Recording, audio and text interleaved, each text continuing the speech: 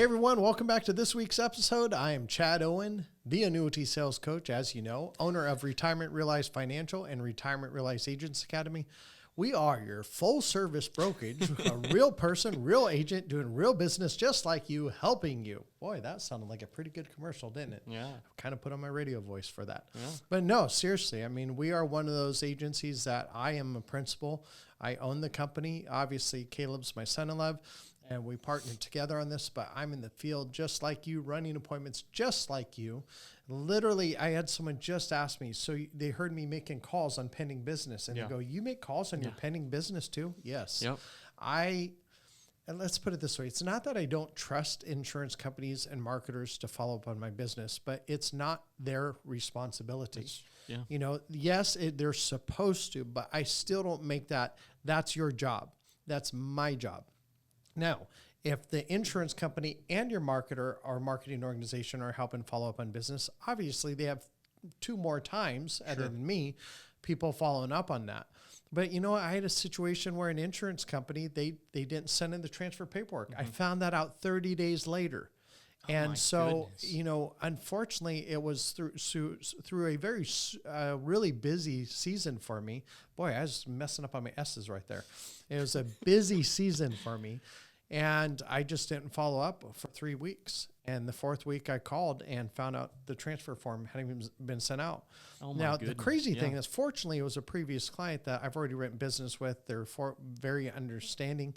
But I just look at it, that was a month that, number one, the policy would have already been issued. And number two, there's no opportunity for the client to sit there and go, man, I wish I wouldn't have done that. Right. You know, it's a matter of making sure we're being efficient. And we owe that to our clients to do that. So if I have to spend once a week going through pending business, I'll do it. Yeah. Now, right now it's easy. I only have 4 pending cases. Sure. I mean, that's not a good thing, but Right. you know, I've But had 27. My record was 27 pending cases. Was that last year? Or was I think that was the year before. Okay. Last year, I think I got up to 24 at one time. So I'm really hoping it takes off like that. I mean, I have some really big deals I'm working on right now. And of course, I'd love to knock out January with a couple really big deals. But you know what? Sometimes this business, you have a month where you do $1.5 million, and you have a month where you do $9 million, and a month where you'll do. I haven't been goose egged in quite a while, which I'm really happy about. There's usually, I don't know, when's the last time I was ever goose egged on a month? It's been years. It's been several years, Yeah. and typically the goose egg comes in months where you take several weeks off already, and you didn't Still have no appointments excuse. for the week when you get back, so you're booking appointments, and then you run the appointments. So there's usually a pretty logical explanation for the goose egg. Yeah. But I'm glad you mentioned, you know, trying to knock January out of the park, because that's what we're talking about here today, is gaining momentum in 2022. And I was thinking about this year and thinking about what are the things that I really want to characterize 2022. And the one You word... want to characterize 22 too? Yeah, 22. The one word that just kept coming up is intentionality.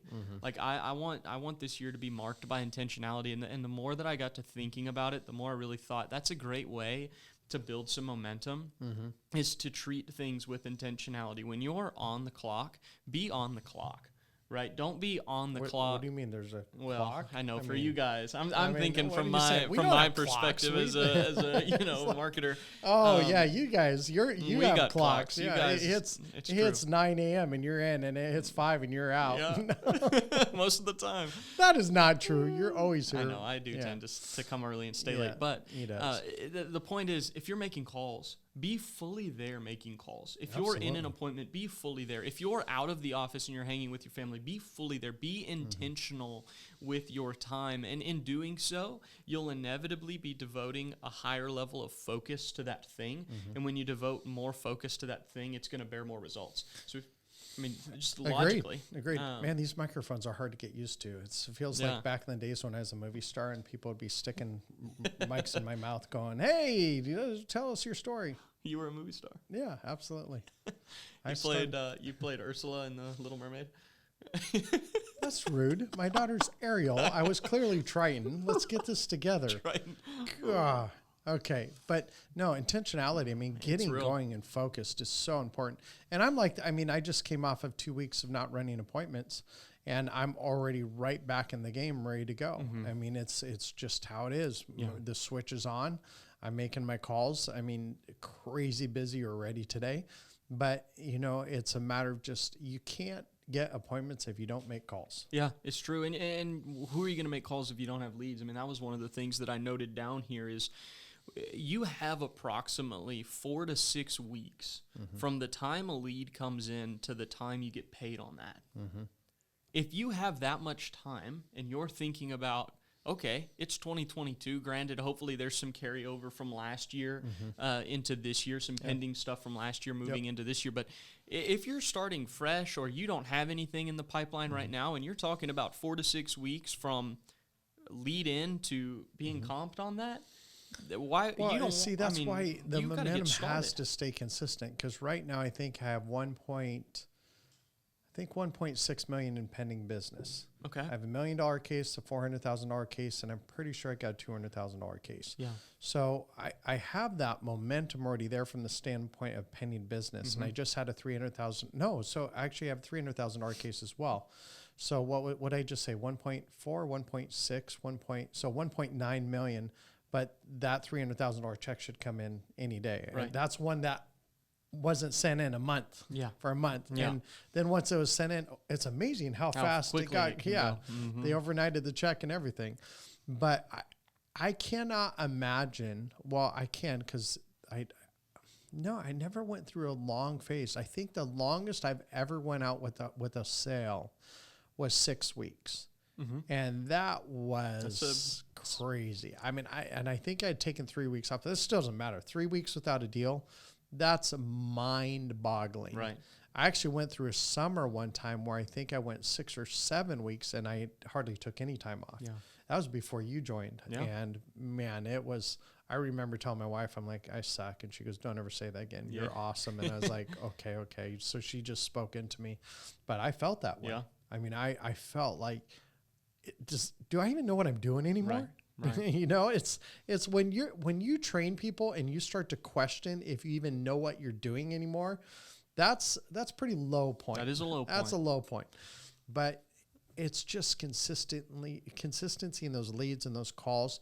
Like, I already know tonight I'm probably going to be making calls till 7:30, 8 o'clock. Yeah. I've already got that in my head. Right. Oh, by the way, because I'm so busy, now I'm also going to have to plan or prepare for this week once I'm done making calls. It's true. So it's going to be a late night tonight. Yeah. And Leilani, my wife, right when she left, she goes, don't stay too.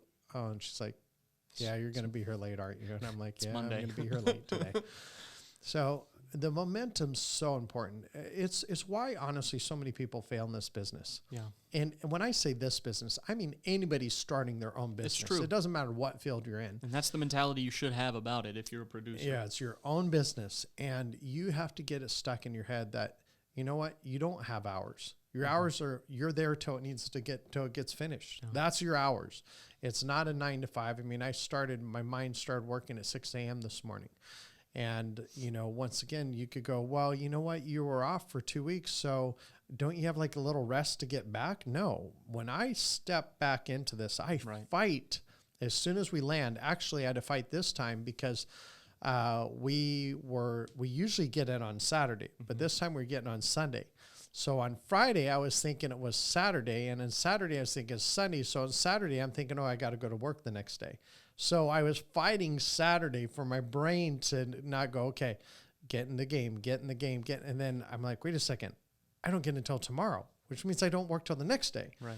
So, but my mind, it works that way. And I'm telling you, when you're in your own business, you have to be your own motivator. You really do. You have to be your own self-starter. There's nobody there holding your hand on Fridays, Mondays, Tuesdays, whenever you decide to make your call saying, hey, it's time to make calls. Yeah. There's nobody holding your hand when you're showing up to the appointment and you're not doing a full fact finder. Yeah. What do you mean? What's a fact finder? Oh, yeah. If you don't know what a fact finder is, then first of all, you need to be a part of our academy. That's true. And we're very deliberate on people even brand new. Yeah. I don't knock people that are brand new not knowing what to do, but you shouldn't be in front of helping clients if you don't know what you're doing. Yeah. You do not use your clients as your testing ground. That's true.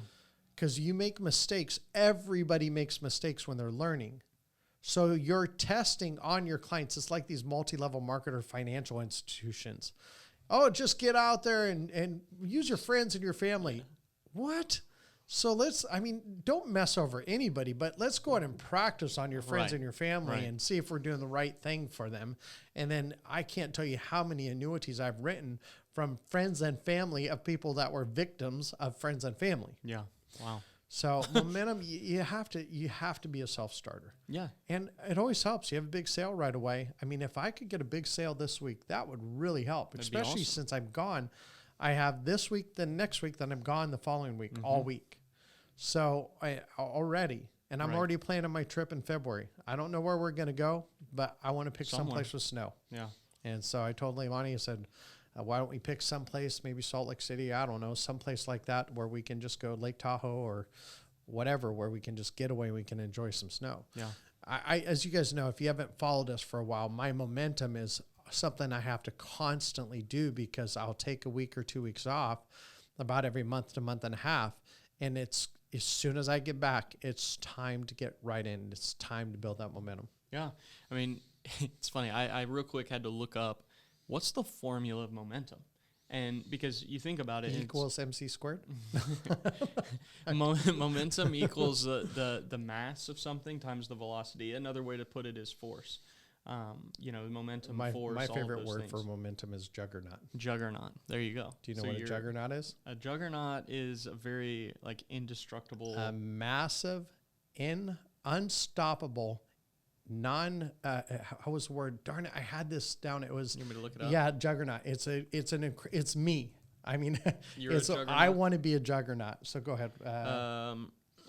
Do the definition. Yeah. Okay, a juggernaut is a huge, powerful, and overwhelming force. Is that what you're talking about? Or institution there, yeah. No, that's exactly it. So I would like to be known as that in life for the good. If I'm doing something wrong or I need correction, well, I don't want to be unstoppable there. Right. I want to come to a stop right there and go, okay, I don't want to do this anymore. I just talked to our accountant just right before this. And they said, you know what? I mean, I don't even like being in the gray with taxes. It's true. I want it pure white. This is the rules.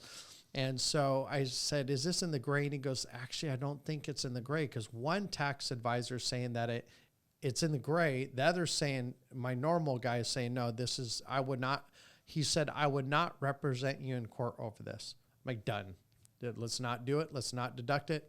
If it's that, and because he knows, he goes, you're above the line guy. I know that. You don't want anything that could be construed as. Yeah, it's above reproach. Yeah, above There's reproach. Nothing that could be and so turned and if you're doing something bad, then absolutely you don't want to be a juggernaut. But when you're doing something good, you don't want any DOL rule, political situation, market situation, lead situation. You want nothing stopping you. Yeah.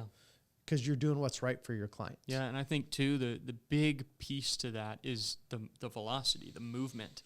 I think it's really easy to get stuck in this mode of always planning to do something, and you have all these get ready. Exactly, and then it's like, when do you actually start? Like, you've got to start moving, and one of the things I would highly encourage you as a listener to do is to set aside time slots for the things that are going to create the results. So, like Chad, for example, he has a set time for his calls. You have set times for your appointments. Do you ever see me make appointments during that time? Never once. Nope. It doesn't matter how big the I don't care if they say I got $10 million. I'm not making an appointment for that time. That time slot is devoted to calls. And then same with your appointment slots. Your appointment slots are devoted to appointment slots. It doesn't matter if you get a brand new lead in that on the lead it says, oh, they have $5 million. You're not going to take that time to call the lead because you have a time slot for calling and you have your appointment slots, you have your pending business slots. Now, that only works, though, if you've got an excessive lead. It's true. That's a very good point. Because it's like when somebody doesn't have a job. What's your job? To get a job. You spend your 40, 50 hours a week finding a job. Well, if I don't have appointments and I'm not running 8 other companies, then my job is to get appointments. Yep. So I tell people if annuities or life insurance or whatever, if that is your gig and that's the only thing you have going, don't sit there, well, it's Tuesday, I'm not making calls. No, if you don't have appointments and your job is to get appointments. Right. But for me, I already, every day of the week, I have something going. So. Yeah. Well, I want to say too, make one of those time slots, set aside devoted time. I do this for me as a marketer. I have time slots that this time is set aside for talking to agents specifically. Yep. This time is set aside to be running illustrations and doing case design. I mean, there's very categorized time periods. Make one of your categorized time periods for improving your process, studying, growing in that. And then I want to encourage you to, like, Chad, I know you're not naturally a super goal-oriented person because you have this thing where you feel like a goal is almost like a limitation because it's like, why not go beyond that? Well, right? Here's my goal. Do what I'm supposed to do today. If I continually get better every day and do my job and be intentional and be deliberate and everything I'm supposed to be doing, called to do in life, then if I accomplish that goal and then the next day I'm better, I accomplish more, the next day I'm better, I accomplish more, then I'll hit any goal beyond what I could even imagine. That's so true. It's constantly to get better, always improving yourself, always mentoring others, always pouring into others, always thinking about what other people need as well. Because once again, if you continually do that, the benefit or the side effect is you will always become a better person. Yeah. And that's intentionality. I mean, literally what you just described there is being intentional with the time you're given and the things you're given to steward, treating it with intentionality, and then two, not dragging your feet to get started. Agreed. Build some momentum. Well, I think that's pretty much it for this. That's a wrap for today. Okay. Well, join us next week, and we're going to be talking about Caleb's new facial hair. Or the lack of. Yeah, exactly. No, if you don't watch the YouTubes in this, you're missing out on something. Yeah, because it's watching a guy that looks like he's 3 years old just have wisdom like a 90-year-old. It's pretty impressive. We actually have him set up on phone books. Yeah, I'm on a booster seat. We'll talk to you guys. You have a great day, and of course, happy selling.